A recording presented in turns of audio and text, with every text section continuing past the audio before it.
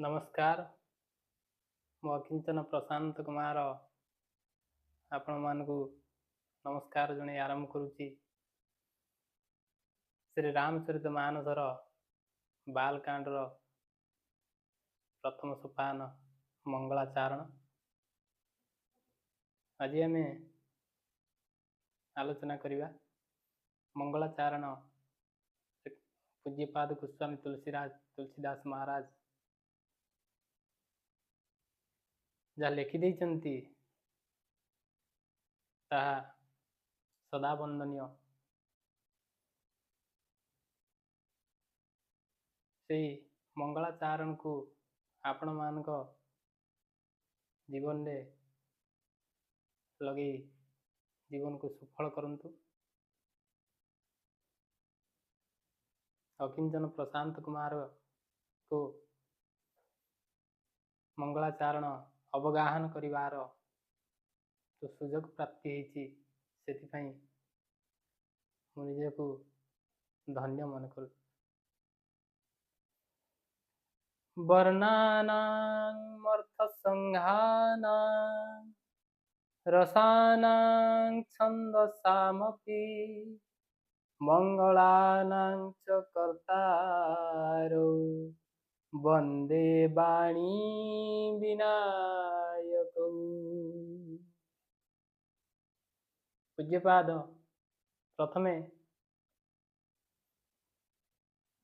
समस्त वर्ण अर्थ रस छंदर जे सृष्टिकारिणी माता सरस्वती को प्रथमे वंदना करी तांको पाद तले भक्तिपूत नमस्कार जणे एवं सृष्टिकर्ता श्री गणेश भगवान को पाद पद्मरे लय रखी प्रथम आरंभ करिसेंती मंगलाचरण। किंतु एठी आपण मन प्रश्न आसुव जे आमे समस्ते अग्रपूज्य कहले प्रथमे भगवान गणेशंकर नाम आसे।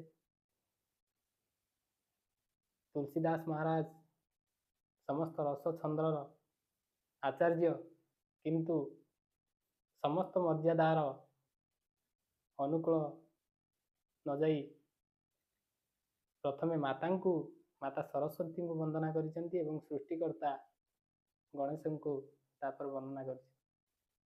किंतु कहीं ना गोस्वामी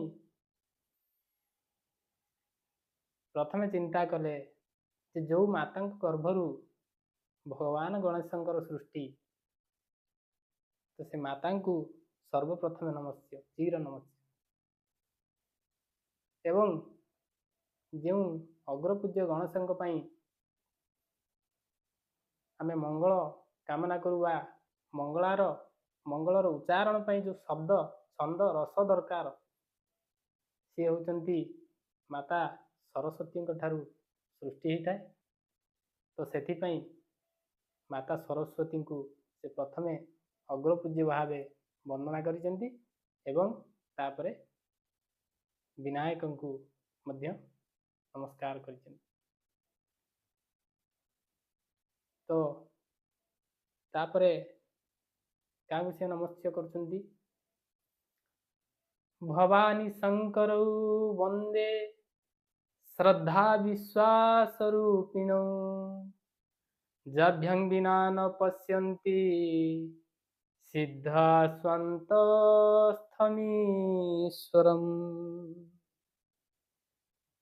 सिद्ध माने जहां को बिना जहां को हृदय धारण न कले प्रभुंकर आराधना बा भक्ति रो खोज पाती नहीं से प्रथमे श्रद्धा एवं विश्वास जे स्वरूप माता भवानी श्रद्धा रूपक माता भवानी एवं विश्वास स्वरूप भगवान शंकर को से मध्य नमस्य करुचंती वंदना करुचंती। तापरे वंदे बोधमयं नित्यं गुरुं शंकर रूपिणम् जमाश्रित हि वक्रोऽपि चंद्र सर्वत्र वन्द्यते। वंदे बोधमयं नित्यं गुरुं शंकर रूपिणम् जमाश्रित हि वक्रोऽपि चंद्र सर्वत्र वन्द्यते। जे वंदे बोधमयं नित्यं गुरुं, एटी गुरु गोस्वामी मानिचंती शंकर भगवान को से गुरु रूपे वंदना करिचंती। एटी चंद्र सदा सर्वदा वक्र ही मध्य पूज्य चिर नमस्य हो पारुचंती। क्योंथिपाई ना भगवान शंकर जेहेतु तांकु मस्तक रे धारण करिचंती, सेथिपाई से सदा चिर वंदनीय होइकी रहिचंती। आम समाज रे वक्र व्यक्ति बा जेते वक्र देवादेवी अछंती तांकर पूजा करा जाएनी, किंतु एठी चंद्र वक्र हेई मध्य पूजा पाउछंती।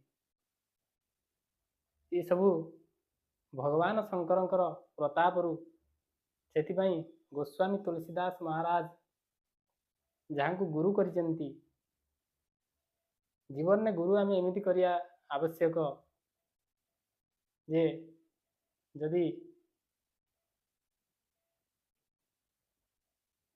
गुरु वशिष्ठ भली गुरु मिलती तेबे सदा पूजनीय ही रहिबे।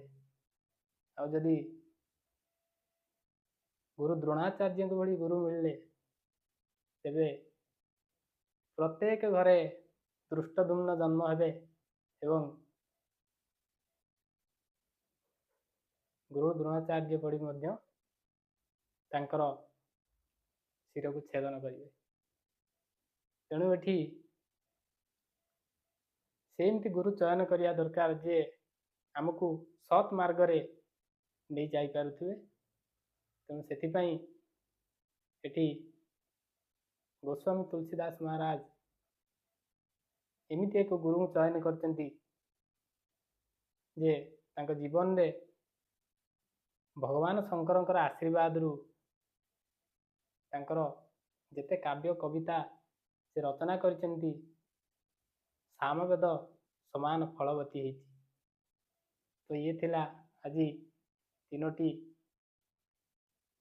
मंगलाचरण। आशा करुच्ची आपण को निश्चय भल लगी।